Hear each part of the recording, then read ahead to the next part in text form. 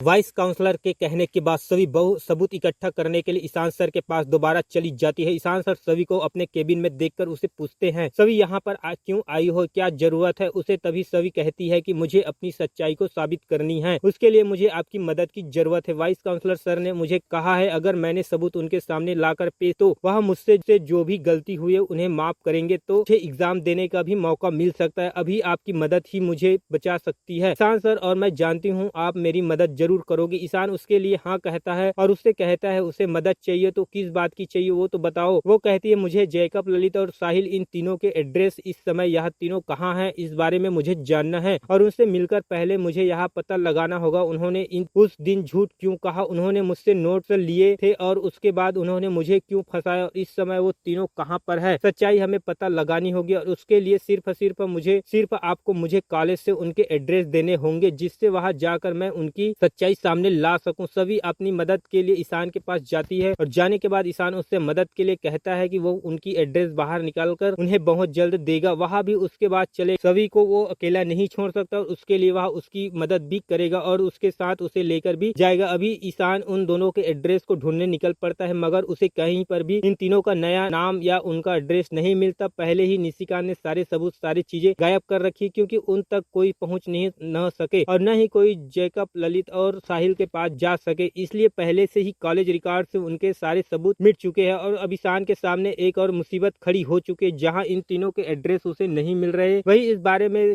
बात करने के लिए वहां निशिकांत के पास जाता है और जाकर उनसे कहता है कि वह तीनों बच्चों का जिनको कॉलेज से रेस्टिगेट किया गया था मुझे उनके एड्रेस के बारे में जानना है और मुझे उनके एड्रेस नहीं मिल रहे हैं। निशिकांत डर जाता है और कहता है तुम उनके एड्रेस के बारे में क्यों पूछ रहे हो, क्या जानना चाहते हो। वह सभी बातें बताता है, सभी कैसे वाइस काउंसलर से मिली थी, उन्होंने उससे निर्दोष साबित करने के लिए उसे सबूत लाने को कहा है और वो उनसे मिलना चाहती है इसलिए उसने मेरी मदद मांगी है। और मैं निशिकांत कहता है कि रिकॉर्ड में देख लो तुम्हें मिल ही जाएगा और वह सीधा राव साहब के पास चला जाता है इस बात को बताने। वही राव साहब निशिकांत अब मिलकर क्या करेंगे सभी और ईशान को रोकने के लिए सबूत इकट्ठा करने से क्या वो दोनों उन्हें रोक पाएंगे, अभी देखना होगा। बेहद दिलचस्प ऐसे ही अपडेट के लिए बने रहे दोस्तों हमारे चैनल के साथ। चैनल को लाइक एंड सब्सक्राइब जरूर कर ले दोस्तों।